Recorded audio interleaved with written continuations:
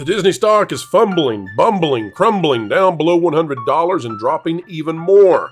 It's a playbook we've already seen before. Bob Iger now wondering if at the door Nelson Peltz will be once again. Is it time for strike 3 for two-shower Bob? We'll tell you what's really going on straight out of Forbes with the Disney stock.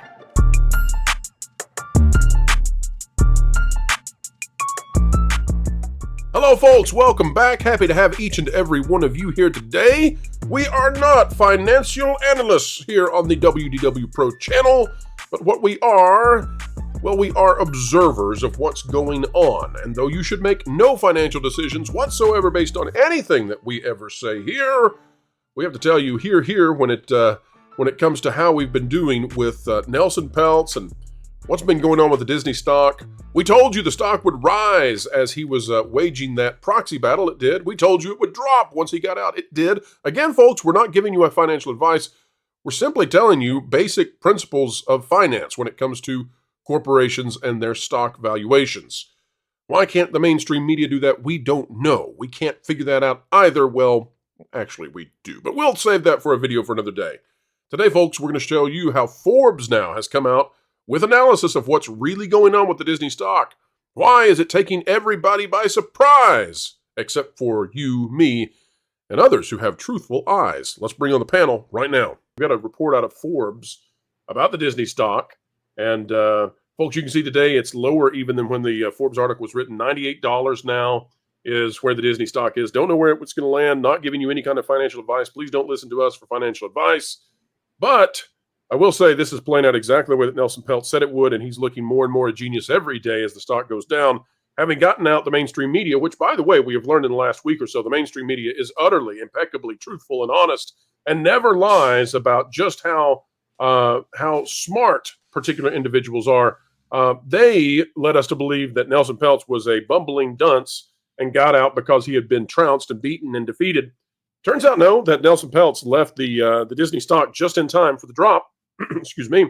And so now here we are at $98. It makes one wonder how much longer it's going to be until we do round 3. There's been some people out there who've said, oh, well, he gave up the name Restore the Magic. And I want to address that real quick before we go to the Forbes article, Jonas, and I'm going to need you to pull the Forbes article up. If you have been defeated with the Restore the Magic campaign, the chances that you're going to go back to that for a third time, minimal. So, folks, I'm just here to tell you, because Nelson Peltz gave up the Restore the Magic ownership, does not mean that you should take that to mean that he's not going to come back, nor that Elon Musk, is going to come back. You need to set that aside and realize it will probably be a new campaign, new name, new everything if they decide to do that. And if this stock continues to drop, if it keeps going down and down and down and down, then I don't see any way other than for someone to want to come in here and fix this if we go back into a weak spot. It's also interesting to me that the stock is dropping down to $98 and perhaps going lower. Who knows? We'll see what happens today. Might get down in 97 territory.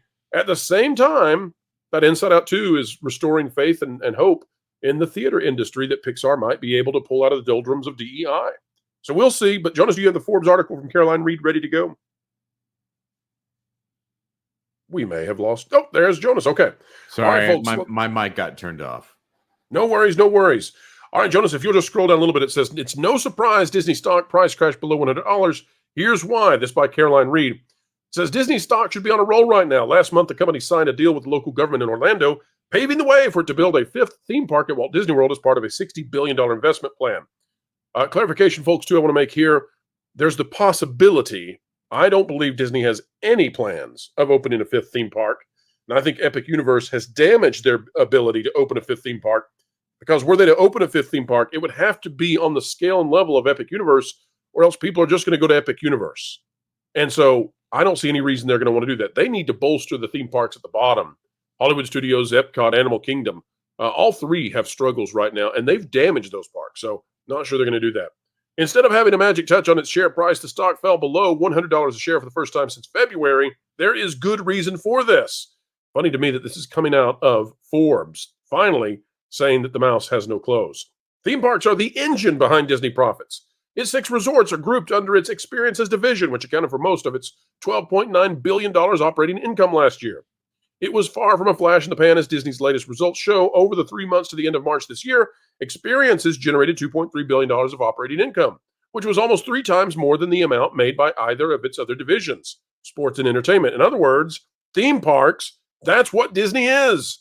The Experiences' success stands in stark contrast to the Disney Plus streaming platform, which has burned up more than $11 billion of operating losses since its 2019 launch.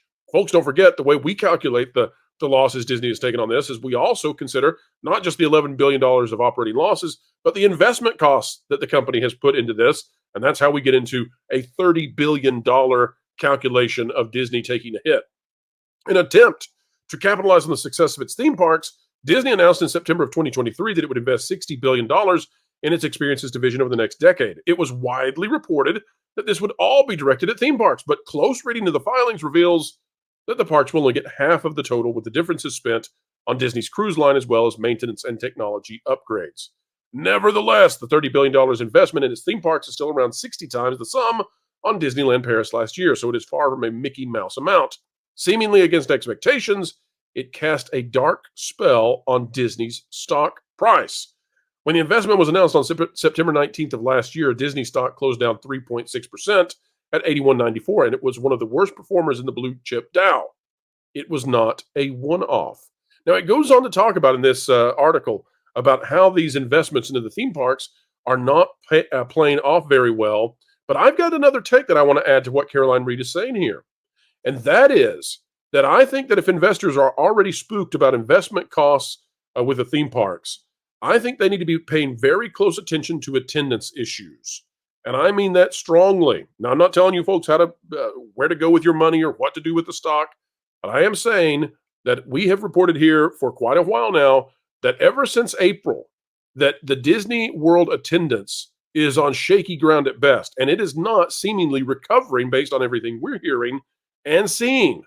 And so if you wonder why is the stock down while Inside Out 2 is up, I'm here to tell you that what's up just might be attendance down all across the happiest place on earth. And that could be a reason for investors to get very shaky knees when it comes to Mickey Mouse and how that's going to perform. Culture, I know that you're a big fan. I know, Erika, you are. I don't know, Loki, if you're a big theme park guy or not, but I'll start off with Erika. Erika, what do you think about Disney World's attendance being down?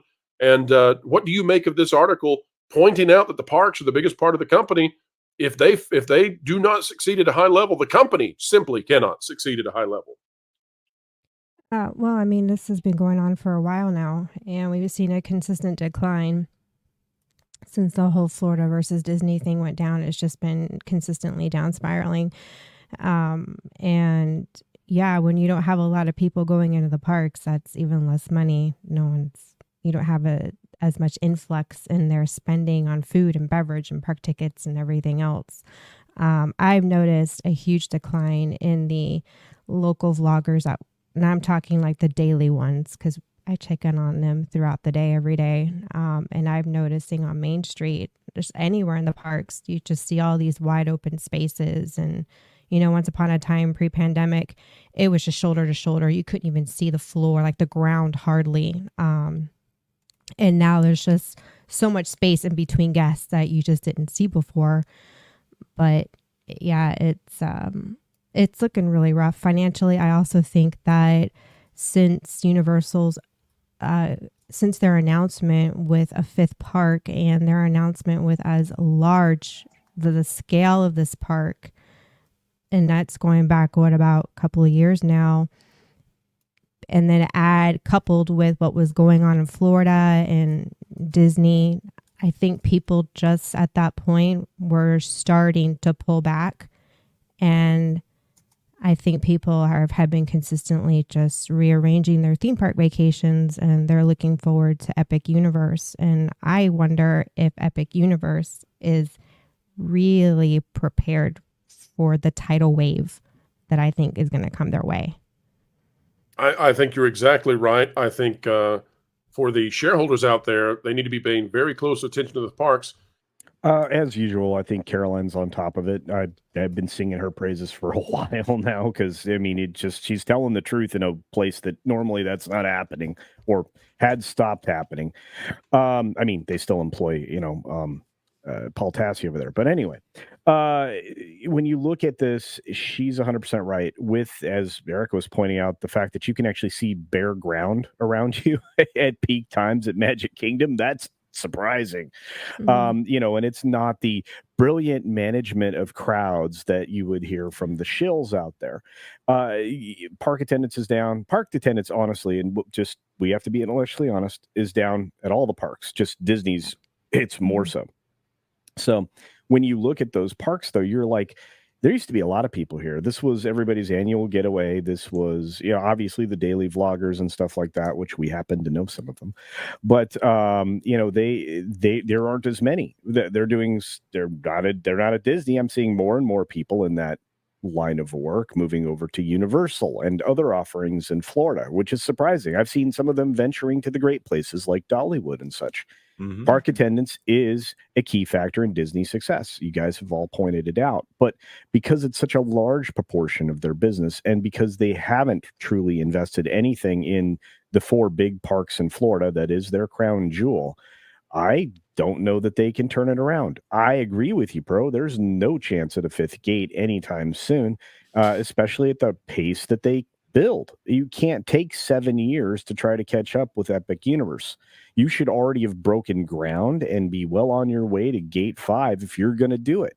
And at best, when you add all the money together, and I think I did this the other day on one of my live streams, you're going to get 17 attractions out of the money that they have proposed? Because if you think about what it costs just to build Galaxy's Edge, that's $1 billion. That's 2 attractions, an incomplete third one, an outdoor Moroccan market that you basically lifted out of Epcot, and not a lot else. I mean, people right now, they're not in the mood to shop.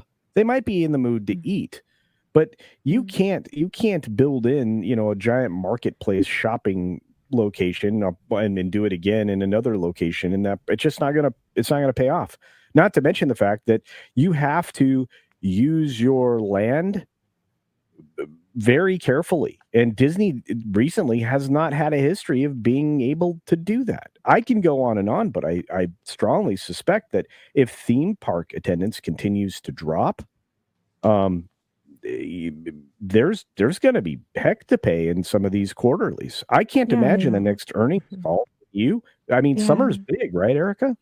Yeah, no, it like huge, to the point where the locals, our family included, even though we don't physically live there, but born and raised, we always avoided the summers. We would go other times of the year when we knew the attendance was low, but summer was always just like, for the locals, for Floridians, no, we wouldn't touch that with a 10-foot pole. But now you can go and actually halfway enjoy yourself, it seems.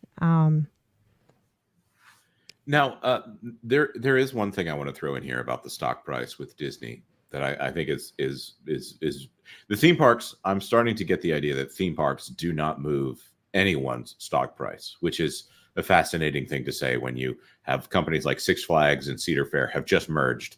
And the last time I checked, it didn't actually move their stock price that much. That's not financial advice, and I'm just throwing that out there. I don't know if it's moved recently as that has gotten closer to approval. So the Comcast, which has Epic Universe and Universal UK, that is looks like it's going to have like $50 billion in economic impact there over there if everything goes how it's supposed to. It hasn't moved the needle for the Comcast stock price. I think Bob Iger knows that theme parks do not move the needle for the stock price that much. And the thing that has moved the needle on the Walt Disney stock price over the last 5-10 years has been technology. And I think Bob Iger desperately wants this company that makes theme parks and movies to be thought of as a technology company. They want to be brought up in the same breath as YouTube and as Netflix and all of these companies that are very much a technology play. So that's there's just one more thing I want to bring up here. So when they were at that 200 mark, that was for their stock price, and they're at like 98. And there's a report out of the street that says that they think that's about right. There was a CNBC said, Alex Sherman from CNBC said that Disney was considering doing user-generated content on Disney Plus because they were looking at those YouTube numbers and they want to be the top of the heap there. And that would put them again in the technology space. So I think Bob Iger doesn't like this theme park stuff. I think Bob Iger doesn't like this pixie dust stuff. I think he wants to be thought of as a tech CEO. And I will leave it there so other people can talk. Well, I know he wants to be. Oh, sorry. Like more on the end. Like you mean more when you say all of that, more leaning towards the entertainment side. Like I think that the entertainment side is secondary to him. Like I think he wants the glitz and glamour of being a Hollywood CEO. He wants to be the guy that Scarlett Johansson goes to when Bob Chapek screws up the contract. But I think that when you look at the media companies that he compares himself as far as performance goes, he compares himself to David Zaslav from Warner Brothers and Bob Bakish over there at Paramount Global. But when his pay package is prepared, they compare himself. They say media is, it's Apple, it's Meta, it's Alphabet, which owns Google. Meta is Facebook. So I think that Bob Iger thinks of himself as a tech CEO, and I think he kind of hates the company that he works for right now. I think he's not interested in that Walt Disney guy, other than the fact that, other than how it associates with him. I'm getting the idea that this guy wants Disney to be a technology company. Because I get lost when you say that, because when I hear Disney, I think literally entertainment and parks. They all go hand in hand. So like throwing this tech, I'm like, what? I've never heard that. I'm really, if you follow any of Valiant Renegade's live streams, watch the way that Bob Iger talks about the company in a financial standpoint. He'll always bring up these tech companies, or he'll talk about how Disney has always been on the cutting edge of technology. We spent a week at Universal for our wedding. That was like our honeymoon. One of the first things you will notice when you walk into Universal, people are dressed up. People are cosplaying. People are dressed up like wizards from Harry Potter World. People have outfits on. People are buying. The amount of Harry Potter stuff in the park, there's more Harry Potter stuff in that park than there is anything else. One of the biggest mistakes Disney made was you can't dress up as a Jedi. If you go to Baku, if you go to Galaxy's Edge, you can't dress up as Han Solo. You can't dress up as a stormtrooper. You can't do any of those things because they don't want anyone representing that brand but them. They don't want anyone getting confused. Well, why on earth would Universal encourage you to get dressed up and to be a part of this world? Because that, man, everywhere you look, you can't go anywhere in Universal without seeing a wizard walking somewhere. You can't go anywhere in Universal without someone coming up to you. If you are dressed as a wizard going, are you a Slytherin? Why, yes, I am. Can I get a picture with you? Yes, you can. It's everywhere in Universal, but you can't do it at the happiest place on earth. Come on. Universal's not threatened by that stuff. They want it. They merchandise it. I mean, come on. Yes, and they make a lot off of it. Here's an observation, and I think we've talked about it before on That Park Place. We may not have talked about it here, but as Jonas can point out, Jonas, what happens when people outside somehow use the Minions, like let's say at a daycare or something like that? Nothing at all. What happens if you put Bambi on your wall at a daycare? Forget it. Yeah, Disney used to sue people for that very quickly, and then Warner Brothers would come in and pay the Looney Tunes over it because they know how to be liked. And that's a funny thing to think, even though Warner Brothers has probably mishandled the Looney Tunes over the last 10 years, they at least know that kids like them. Folks, we've come to the end. I know it's hard to grin when we come to the end of yet one of these videos, but well, don't worry, for more videos are on the way. More honest coverage explaining entertainment and keeping you ahead of the culture curve videos are coming to you 3 times a day right here. And if you're not yet subscribed, we sure could use you on Team Pro. Hop on board. Folks, as you head out the door, like, share, subscribe, click it, stick it to the algorithms. It's the notification bell. And waste not your mind, for a mind is a terrible thing to waste. Drop a comment down below and join the community dialogue. Folks, we're going to see you real soon. We just know it. And until then, keep learning, keep growing, and keep having fun.